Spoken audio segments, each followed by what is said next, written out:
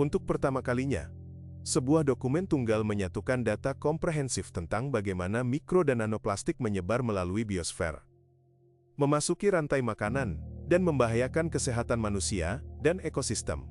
Laporan ini merupakan hasil analisis interdisipliner ekstensif yang mencakup aspek ekologis, iklim, medis, fisik, dan kimia dari dampak berbahaya yang ditimbulkan mikro dan nanoplastik terhadap biosfer dan kesehatan manusia. Ancaman global yang dihadapi umat manusia membutuhkan tindakan internasional yang bersatu. Dan hari ini, kita memiliki arah yang jelas. Berkat kelompok ilmiah ALLATRA, kita tidak hanya mengenali suatu masalah, tetapi juga memahami sifat fisik yang mendasarinya, muatan listrik yang memberi nanoplastik kekuatan destruktifnya. Dengan mengatasi penyebab ini, yaitu dengan menghilangkan muatan tersebut dan melucuti senjata pembunuhnya, kita dapat memberi biosfer dan diri kita sendiri kesempatan untuk bertahan. Jadi kita harus menggunakan waktu yang masih kita miliki. Dan ini bukanlah sebuah pernyataan yang berlebihan. Kemampuan kognitif kita menurun dengan cepat, dan ini serius. Ini adalah akibat dari akumulasi nanoplastik di otak kita.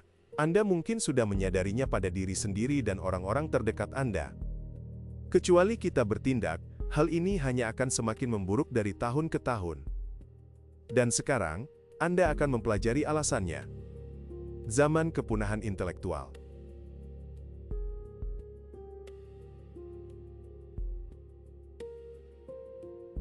Sepanjang abad ke-20, para ilmuwan mengamati sebuah tren. Sejak tahun 1932, skor IQ terus meningkat. Fenomena ini dikenal sebagai efek Flynn.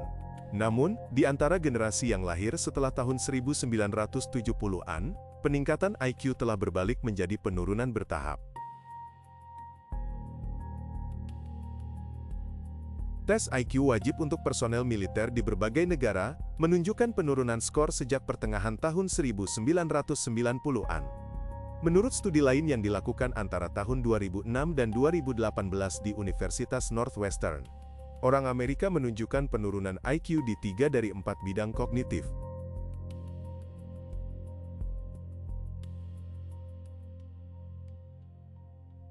Penurunan IQ rata-rata ini disebut sebagai efek Flynn terbalik. Pada tahun 2025, skor siswa sekolah menengah AS pada tes matematika dan membaca utama turun ke level terendah yang pernah tercatat. Skor matematika rata-rata mereka adalah yang terburuk sejak versi tes saat ini diperkenalkan pada tahun 2005.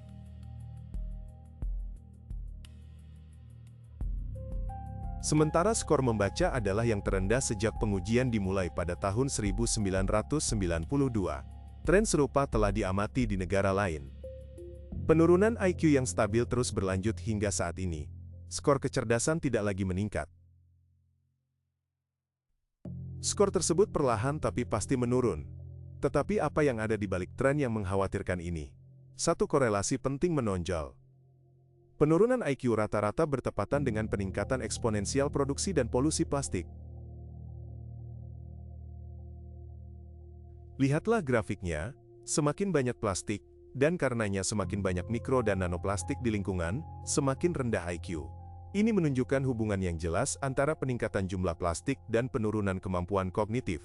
Dan itu sangat mengkhawatirkan. Ini bukan hanya korelasi statistik. Seiring dengan meningkatnya produksi plastik, paparan harian kita terhadap mikro dan nanoplastik juga meningkat.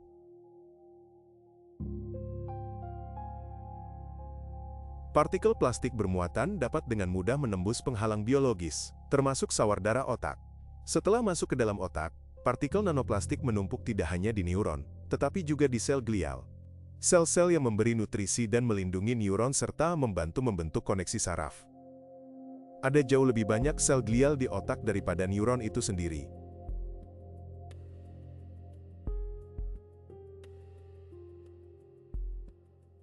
Nanoplastik bermuatan elektrostatik mengganggu fungsi sel glial, memicu peradangan dan stres kronis. Memulai siklus penghancuran terus-menerus di dalam otak itu sendiri. Bagi otak, stres dan peradangan kronis, seperti komputer yang berjalan dengan baterai yang sangat lemah. Ketika baterai hampir habis, tetapi puluhan program masih berjalan.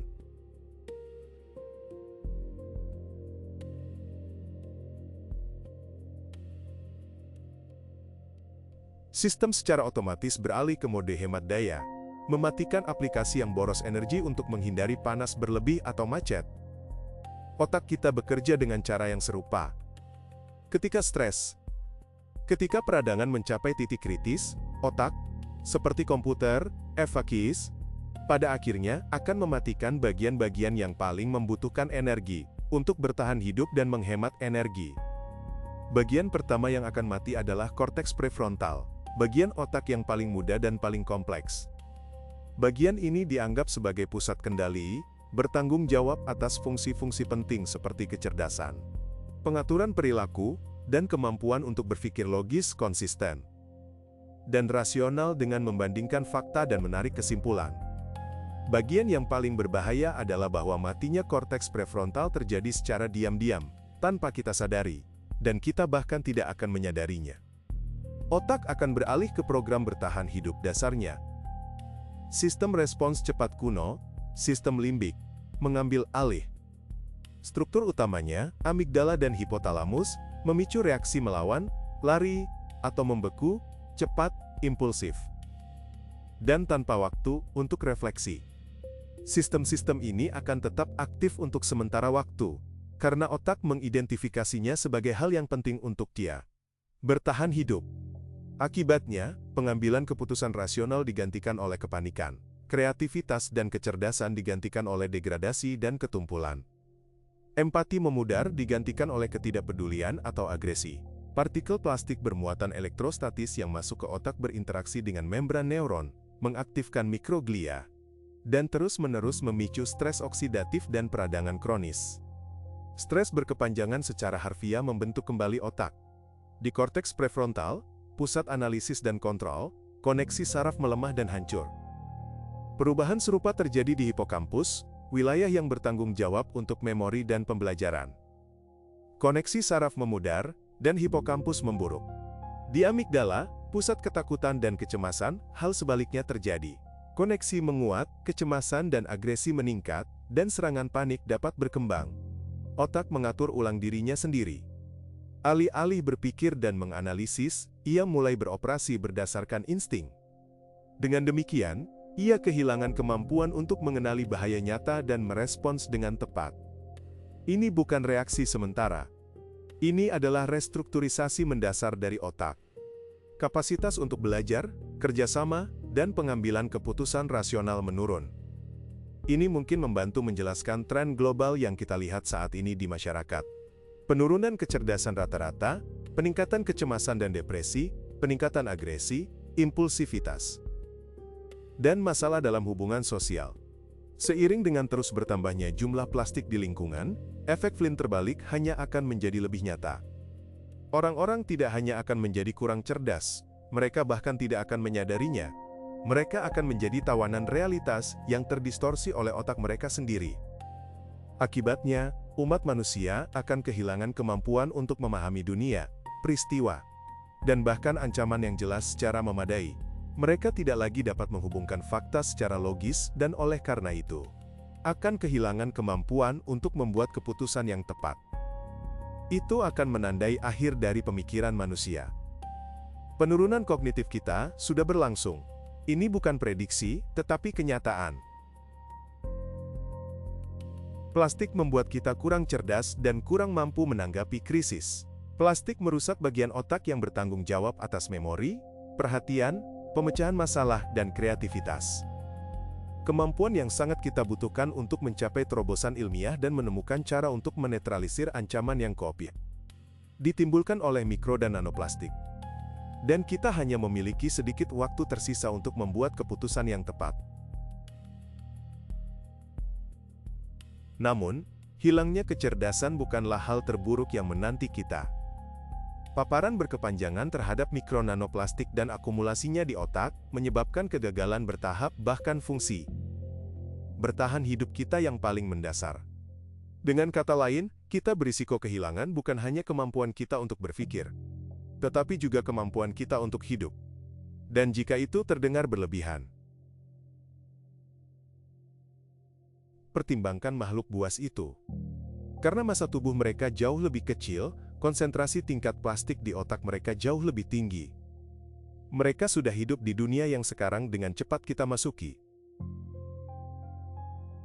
Mikroplastik dapat masuk ke tubuh lebah melalui kutikula tipisnya, atau bersama makanan, dan hanya dalam 72 jam, ia mencapai otak. Dari sana, seperti pada manusia, ia memicu kerusakan sinaptik, neuroinflamasi, kematian sel, dan gangguan neurotransmitter. Lebah kehilangan massa tubuh, metabolismenya melambat, dan kekebalannya melemah. Indera penciuman, ingatan, dan navigasinya mulai memburuk. Dan lebah berhenti mengenali koloninya sendiri, dan tidak lagi dapat menemukan jalan kembali ke sarang. Dengan paparan nanoplastik yang berkepanjangan, kerusakan menjadi fatal. Sistem saraf lebah runtuh di bawah tekanan, dan beberapa di antaranya mati, begitu saja di tengah penerbangan. Lihat foto ini. Anda dapat melihat otak lebah yang telah ditembus oleh nanoplastik. Jumlah nanoplastik ini cukup untuk menyebabkan gangguan kognitif serius pada lebah. Apa titik kritis yang, seperti lebah, kita mulai mengenali dunia di sekitar kita dan mati dalam perjalanan pulang? Jika tidak ada perubahan, inilah masa depan yang menanti kita.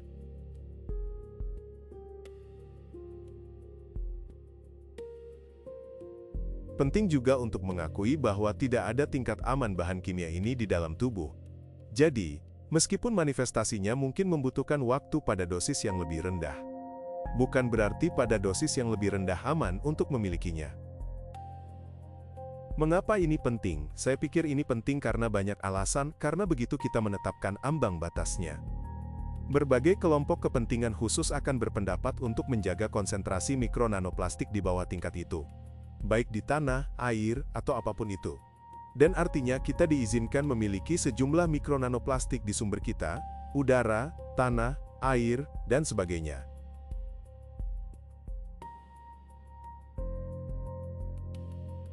Tetapi ini adalah dampak kumulatif, kita harus ingat. Bukan ambang batas tertentu pada titik waktu tertentu di sumber apapun yang kita konsumsi, tetapi dampaknya bersifat kumulatif di otak kita. Dan kita tidak tahu pasti, karena faktor waktunya akan berbeda bagi saya dibandingkan dengan anak kecil yang otaknya belum sepenuhnya berkembang, dibandingkan dengan otak orang dewasa. Mari kita ingat bahwa satu partikel nanoplastik dalam tubuh manusia tidak sama dengan satu sel mati. Setelah menghancurkan satu sel, partikel yang sama tidak berhenti. Partikel itu terus bergerak melalui tubuh, membunuh satu sel demi satu sel. Jadi, bahkan jumlah nanoplastik terkecil pun akan merusak otak. Dan itulah mengapa tidak ada yang namanya konsentrasi aman, dan tidak akan pernah ada. Satu-satunya perbedaan terletak pada laju penghancuran. Artinya, semakin banyak nanoplastik semakin cepat prosesnya. Partikel plastik ini menghancurkan biosfer dan sel-sel di dalam tubuh kita. Mereka merusak organel dan biomolekul, termasuk mitokondria dan DNA, yang menyebabkan penurunan produksi energi. Mutasi genetik, kerusakan koneksi saraf, keskorekan gangguan sinyal otak yang mengatur organ dan fungsi vital kita. Semua ini terjadi tanpa kita sadari saat kita menjalani kehidupan sehari-hari. Namun, di dalam otak, kerusakan sistemik yang diam-diam sudah berlangsung.